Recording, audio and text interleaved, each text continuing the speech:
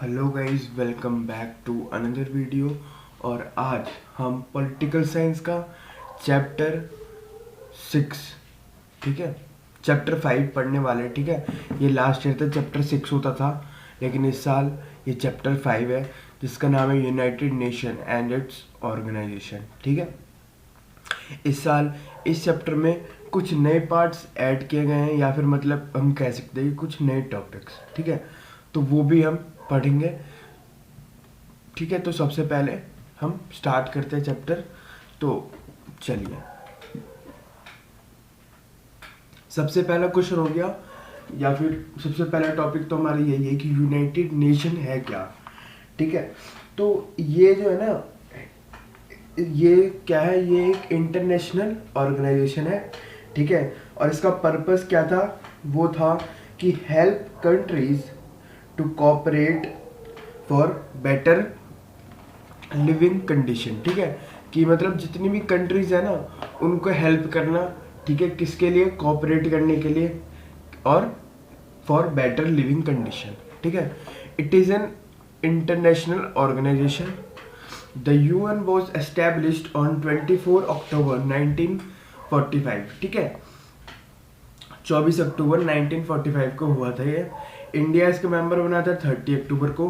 ठीक है, अगर हम अभी करेंटली की बात करें तो इसमें 193 कंट्रीज हैं जो इसके मेंबर हैं। ठीक है, membership of security council expanded from 11 to 15 इन 1965। ठीक है, अभी हम पढ़ेंगे यूनाइटेड नेशन सिक्योरिटी काउंसिल, तो उसमें जो थी ना 1965 तक सिर्फ 11 लोग ही होते थे। ठीक है, परमानेंट और वैसे मिला के, ठीक है, टेम्पररी मेंबर्स को मिला के। लेकिन 1965 में कुछ रिफॉर्म्स हुए, जिस वजह से इसके मेंबरशिप जो है ना बढ़ा दी, 11 से 15 कर दी। तो यूनाइटेड नेशन का मतलब आपको समझ आ गया होगा। ठीक है, यूनाइटेड नेशन जो है ना, सक्सेसर किसका था, लीग ऑफ नेशन। जब वर्ल्ड वॉर हुआ था ना, जब वर्ल्ड वॉर हुआ था सेकंड, तो उसमें बहुत ही मतलब देखा ही आप सबको ही पता है कि बहुत तबाही हुई। ठीक है, क्योंकि न्यूक्लियर बॉम्ब्स को यूज किया गया। तो उसके बाद ही जैसे वो वर्ल्ड वॉर खत्म हुआ, और वैसे ही सक्सेस वो लीग ऑफ नेशन बना दिया गया। ठीक है, लेकिन क्या हुआ, वो जो है ना इतना सक्सेसफुल नहीं हुआ, तो उसी को चेंज करके क्या किया, यूनाइटेड नेशन बना दिया। ठीक है, अब founder of UN is the successor of league of nation. ठीक है, the United nation charter was signed by 15 countries. ठीक है, जब ये 50 कंट्रियों ने इसका वो जो चार्टर था, मतलब एग्रीमेंट साइन किया था, जब ये बना था। Poland was the 51 country. ठीक है, और in this way the United nation has 51 original founding members. ठीक है, ये हो गए हमारे फाउंडर जो थे ना, वो इसके 51 कंट्रीज थी। ठीक है, उसके बाद ऑब्जेक्टिव्स क्या थे, तो जैसे कि भी मैंने बताया। ठीक है, प्रिवेंटिंग इंटरनेशनल कन्फ्लिक्ट्स। ठीक है, मतलब इंटरनेशनल कन्फ्लिक्ट्स को वो खत्म करना। ठीक है, बचाना। ठीक है, to show the way of cooperation among nation. ठीक है, कॉपरेशन अमंग नेशन। ठीक है, if there is a war between different countries then reduce the hostility. ठीक है, उसके बाद सोशल इकोनॉमिक डेवलपमेंट सबका होना चाहिए, और हेल्पिंग वेरियस कंट्रीज, जो कंट्रीज न्यूली इकोनॉमिक वो न्यूली इंडिपेंडेंट थी उनकी, या फिर सबकी, जितने भी पिछड़े देश हम देखते हैं। ठीक है, जो बैकवर्ड थे। तो ये हो गए उसके ऑब्जेक्टिव्स। ठीक है, अब हम देखते हैं यूनाइटेड नेशन का स्ट्रक्चर। ठीक है, तो यूनाइटेड नेशन में 6 उसके पार्ट्स हैं। ठीक है, तो पहला है सिक्योरिटी काउंसिल, उसके बाद है इंटरनेशनल कोर्ट ऑफ जस्टिस, उसके बाद है सेक्रेटरीट, उसके बाद है जनरल असेंबली, उसके बाद है इकोनॉमिक एंड सोशल काउंसिल, उसके बाद है ट्रस्टीशिप काउंसिल। ठीक है, इन सब के बारे में हम एक थोड़ी बात वो देखेंगे। ठीक है, थोड़ा थोड़ा देख लेंगे, क्योंकि ये इंपॉर्टेंट टॉपिक है। इसमें से यूनाइटेड नेशन सिक्योरिटी काउंसिल के बारे में जरूर आ जाता है। ठीक है, और इधर से भी एक दो नंबर के क्वेश्चन आराम से आ जाते हैं। तो और ये चैप्टर वाकई में बहुत ईजी है। ठीक है, इसमें जो नए टॉपिक्स ऐड भी किए हैं, उससे भी कुछ ज़्यादा फर्क नहीं पड़ा है चैप्टर पे। इजी टॉपिक्स हैं, तो आप ज़रूर पढ़ें। तो देखते हैं पहले सिक्योरिटी काउंसिल, ठीक है। तो सिक्योरिटी काउंसिल में जैसे कि सबको पता होता है कि 15 मेंबर्स होते हैं, ठीक है। 1965 तक इसमें 11 मेंबर्स थे, लेकिन 1965 में कुछ रिफॉर्म्स किए गए, जिसके बाद इसमें 15 मेंबर्स होने लग गए, ठीक है। 5 परमानेंट और 10 टेम्पररी, ठीक है। अब 5 जो परमानेंट मेंबर्स है ना इसके, वो क्यों है परमानेंट, आपको मैं बता दूं, क्योंकि यूनाइटेड नेशन के जो फाउंडर्स थे ना, वो वही 5 कंट्रीज थी। वो 5 कंट्रीज है रशिया, ब्रिटेन, यूएसए, फ्रांस और एक और है, ठीक है। अभी हम देख लेंगे चाइना, ठीक है। ये 5 कंट्री इसकी परमानेंट मेंबर है। ऐसा इसलिए है क्योंकि यही 5 कंट्रीज इसके फाउंडर भी थे, ठीक है। ये हो गए, ये होता है सिक्योरिटी काउंसिल का मतलब। तो there are total 15 members, 5 members are permanent and 10 members are temporary. 10 members जो होते हैं ना, ये इसके 2-2 साल पे बदलते हैं, ठीक है। अभी हम अगर बात करें तो इस साल इंडिया भी यूनाइटेड नेशन का टेम्पररी मेंबर है 2 साल के लिए, ठीक है। 10 members are temporary. These 10 members are replaced after every 2 years, ठीक है। हर 2 साल के बाद ये बदल दिए जाते हैं। These members are elected by general assembly. General assembly के बारे में अभी हम पढ़ेंगे।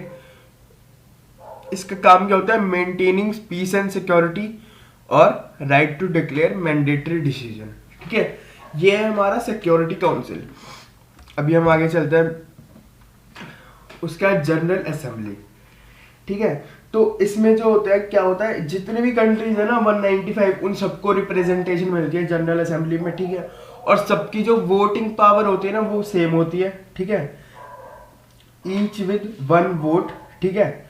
ये होता है मेजर वो जनरल असेंबली, ठीक है। The only organisation in which each member has 1 vote, ठीक है। और एवरीवन हैज इक्वालिटी, ठीक है। जितनी भी कंट्रीज है, चाहे वो अमेरिका है चाहे वो पाकिस्तान, सबका जो वोटिंग पावर है वो एक ही है, ठीक है। There is a conference every year, ठीक है।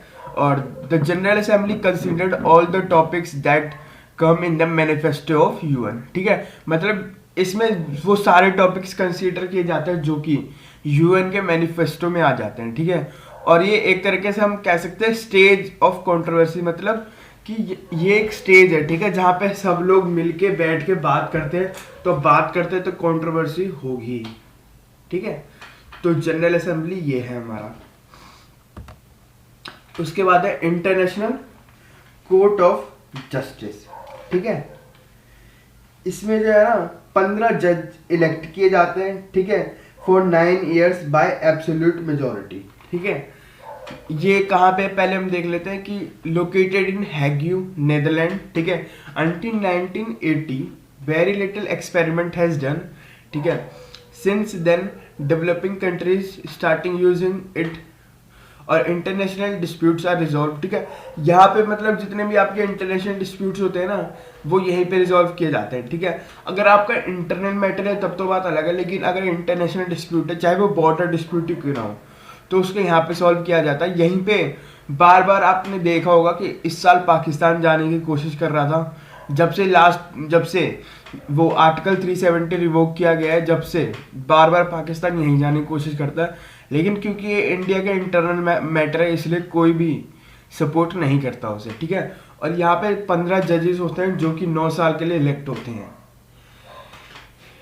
तो ये हो गया हमारा इंटरनेशनल कोर्ट ऑफ जस्टिस।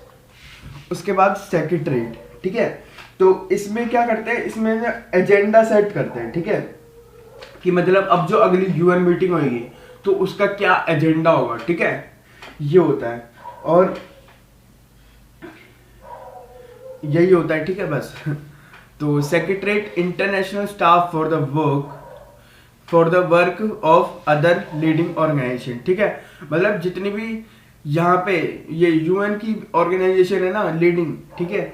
अब इसमें कौन कौन से हैं, अभी हमने पढ़ा International Court of Justice, General Assembly, Security Council, इन सब का जो एजेंडा है ना वो यही सेट करते हैं, ठीक है। सेक्रेटरीट में बैठ के यहीं पे एजेंडा सेट किया जाता है, ठीक है। It is headed by the general secretary, ठीक है। आपने एनसीईआरटी खोलोगे तो वहां पे आपको बहुत सारे नाम मिलेंगे, तो वहां पे आप पढ़ लेना। और इससे 1 नंबर का क्वेश्चन जरूर आता है कि या तो अभी के टाइम पे जो जनरल सेक्रेटरी हैं, ठीक है, यूएन के, उनका नाम बताओ, नहीं तो फिर पूछ लेते हैं पुराने टाइम के भी, ठीक है। whom the general assembly appoints for 5 year on the advice of security council, ठीक है। जनरल सेक्रेटरी 5 साल के लिए अपॉइंट किया जाता है on the advice of security council, ये है सेक्रेटरीट, ठीक है। अब इकोनॉमिक एंड सोशल मेंबर्स, ठीक है, इसको देख लेते हैं, ये हमारा सेकंड लास्ट है, ठीक है। इसमें जो है ना 54 मेंबर्स है बेस्ड ऑन ज्योग्राफिकल रिप्रेजेंटेशन, ठीक है।